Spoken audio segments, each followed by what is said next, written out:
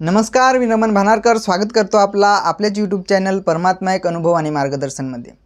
सेवक मित्रांनो, बाबा आपल्या संदेशात सांगतात की अज्ञानी मानव ने बाबा मेरे पास है कहने से वैचारिक क्रांती नहीं होगी। तर वैचारिक क्रांती म्हणजे काय, वैचारिक क्रांती कशी होईल आणि सेवकांनी भगवत कार्याला का महत्त्व दिले पाहिजे यावर आजच्या व्हिडिओमध्ये चर्चा करू। महान त्यागी बाबा जुमदेवजींनी मानव धर्माची स्थापना करून या मार्गातील सेवकांचे रूढीवादी, जातीवादी, अंधश्रद्धेबाबतचे विचार बदलून वैचारिक क्रांती घडवून आणली आणि बाबांनी या मार्गातील सेवकांना निस्वार्थी, स्वावलंबी आणि स्वाभिमानी बनवला असून त्यांना एका परमेश्वराचा परिचय करून दिला आणि तत्वशब्द नियमाचे पालन केले तर परमेश्वर नेहमी साथ देतो असे सांगितले।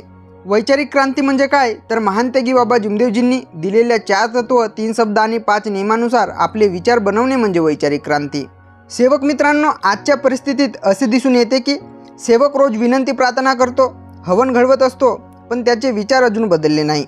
मार्गात येण्याआधी जसे विचार होते तसेच विचार आजही आहेत। त्यांच्या बोलण्यात सत्यमर्यादा, प्रेम दिसत नाही, तरी तो सेवक म्हणतो की बाबा मेरे पास है। म्हणून बाबांनी म्हटलं की अज्ञानी मानव ने बाबा मेरे पास है कहने से वैचारिक क्रांती नहीं होगी। तर वैचारिक क्रांती कशी होईल, जेव्हा त्याला 4 तत्व, 3 शब्द आणि 5 नियम समजतील। बाबांचे विचार काय होते, बाबांनी किती परिश्रम केले, या मार्गाचा इतिहास काय आहे, बाबांचे आदेश काय आहेत, हे जेव्हा समजेल तेव्हा खऱ्या अर्थाने वैचारिक क्रांती होईल। आणि हे सर्व सेवकांना कसे समजेल, त्यासाठी बाबांनी चर्चा बैठक सुरू करून दिली आहे। चर्चा बैठक या मार्गाचा अभिन्न अंग आहे।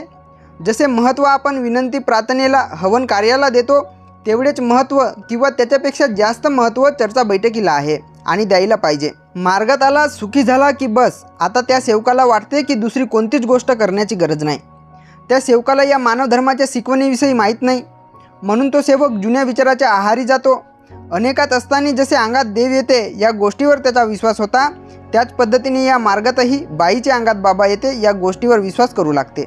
मार्गदर्शकाच्या पाया लागते, फोटोत देवाला पाहते। महान त्यागी बाबा जुमदेवजींनी वैचारिक क्रांती घडवून आणली। सेवकांचे विचार कसे राहायला पाहिजेत ते सांगितले।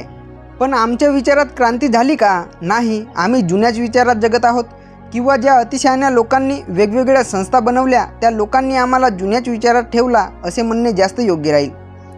कारण आज आपण पाहतो की ज्याला या मार्गाची ABCD सुद्धा समजत नाही ते लोक संस्था खोलून बसले आहेत आणि सेवकांना लुबाडण्याचे, फसवण्याचे कार्य सुरू आहेत। सेवकांना या मार्गाच्या इतिहासापासून, बाबांच्या विचारापासून, बाबांच्या आदेशापासून दूर ठेवून त्यांना अंधश्रद्धेत ठेवले जात आहे। म्हणून सेवकांनी अंधविश्वास कोणावर करू नका। बाबांनी या मार्गातील सेवकांना बुद्धिमान बनायला सांगितले आहे, म्हणून बुद्धिमान बना, अभ्यास करा, विचार करा। या मानव धर्माची शिकवण काय, या मार्गाचा इतिहास, बाबांचे विचार, आदेश काय आहेत हे जाणून घ्या। सत्य काय आहे हे ओळखून सत्याच्याच मागे उभे राहा आणि जो कोणी चुकीचं सांगत असेल किंवा तुमचा मार्गदर्शक जरी चुकीचा सांगत असेल तर त्याचा विरोध करा। सेवक मित्रांनो, बाबा आपल्या संदेशात सांगतात की संसार को बदलने वाला एक ही शब्द है, वैचारिक क्रांति, जिसकी आज नितांत गरज है। धरती एक, भगवान एक, विचार अनेक, तैरने के लिए लीनता चाहिए और डूबने के लिए अभिमान होना। इस मार्ग का सच्चा उद्देश्य आपली सोडवणूक करावी आपणच। दैवी शक्ति को पहचानना प्रत्येक का कर्तव्य है। अज्ञानी मानव ने बाबा मेरे पास है कहने से वैचारिक क्रांती नहीं होगी। बाबा या संदेशात सांगतात की या मार्गाचा खरा उद्देश आपली सोडवणूक करावी आपणच। म्हणजे आपल्यावर कोण्या चुकीमुळे दुःख आले तर आपणच चुकीची सोडवणूक करून दुःख दूर करावे आणि हे तो तेव्हाच करू शकेल जेव्हा त्याला भगवंताची ओळख असेल। म्हणून बाबा म्हणतात की दैवी शक्ति को पहचानना प्रत्येक का कर्तव्य है। अज्ञानी मानव ने बाबा मेरे पास है कहने से वैचारिक क्रांती नहीं होगी। तर त्याला दैवी शक्तीला ओळखावे लागेल, मानव धर्माची शिकवण समजावी लागेल, बाबांनी दिलेल्या तत्वशब्द नियमानुसार आपले विचार, वाणी आणि कर्म बनवावे लागेल आणि हे सर्व चर्चा बैठकीत गेल्याने साध्य होईल। म्हणून सेवकांनी चर्चा बैठकीत जात चला। प्रपंच साध्य हुए परमार्थ करे।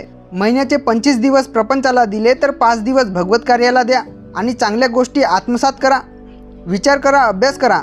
एवढेच बोलतो। सर्वांना माझा नमस्कार।